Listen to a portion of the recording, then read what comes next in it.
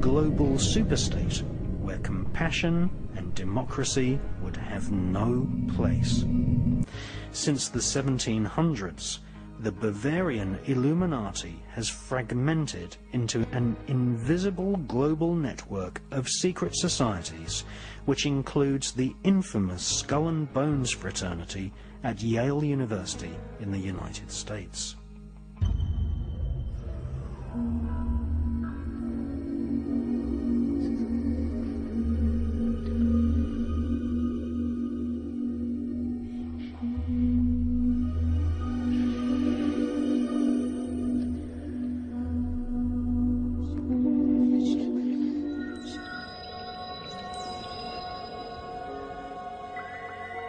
Population to believe that this world is all there is, that this is a solid world of solid individual objects, then the idea of things appearing and disappearing or shape-shifting from one state to another, to that sense of perception, is totally ludicrous.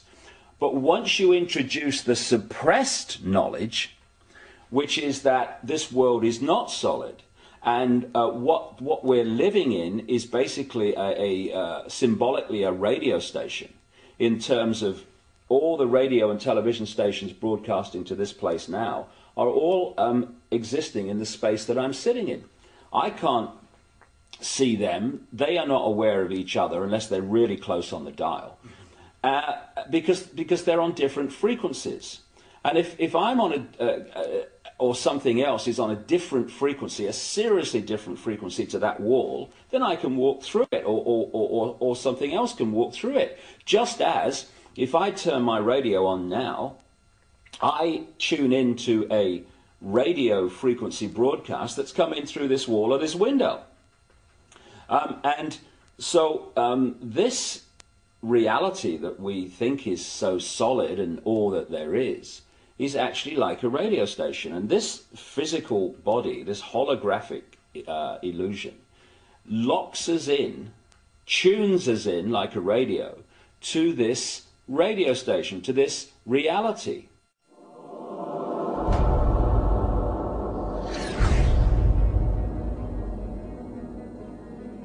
After 200 years of Kabbalistic magic and bloodthirsty crusades, wantonly murdering children, women, and engaging in ritualized sodomy, the French Knights Templar were rounded up, tortured, and executed.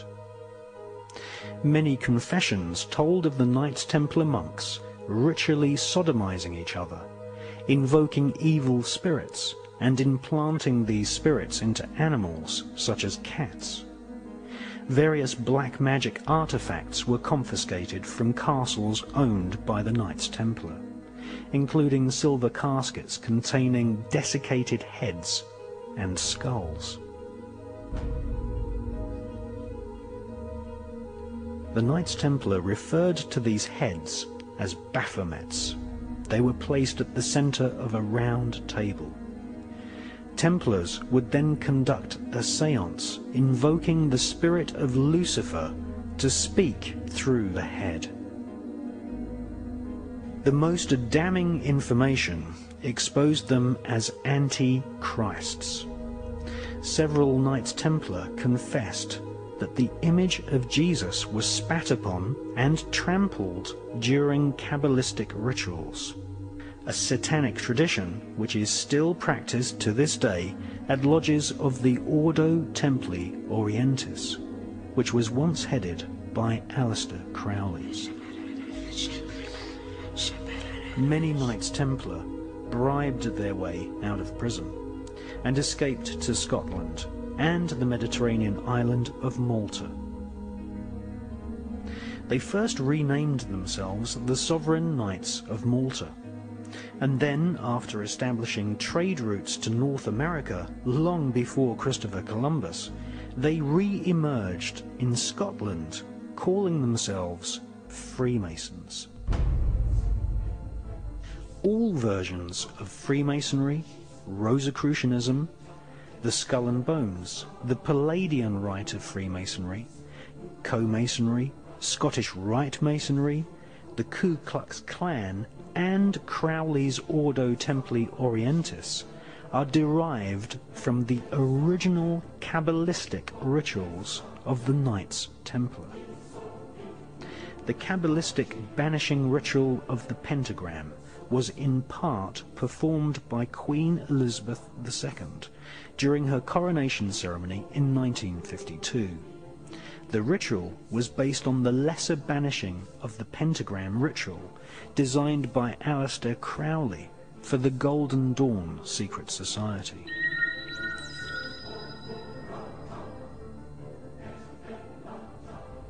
There comes now yet another ancient ceremony. The great officers of state, and the bishops, and the nobles who have borne the swords, the scepters, and other regalia, move to the steps of the throne, which stands upon its dais.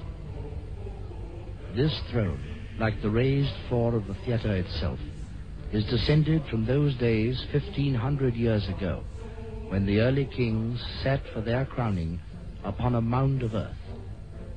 So today, the Queen will ascend the steps of her throne, there symbolically to be lifted into it by the Archbishop and the Earl Marshal, in the sight today of a great multitude of people. It is at the moment that she is seated upon her throne that she takes possession of her kingdom.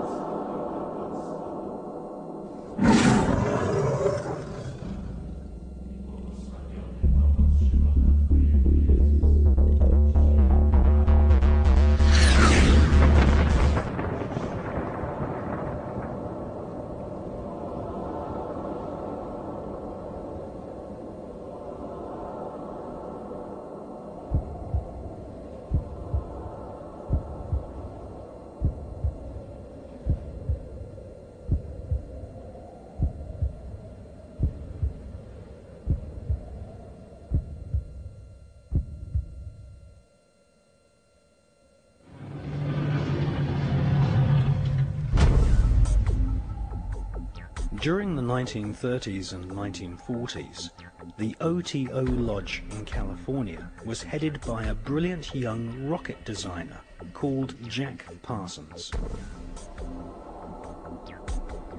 Jack Parsons developed patented rocket technology, which is still in use by NASA to this day.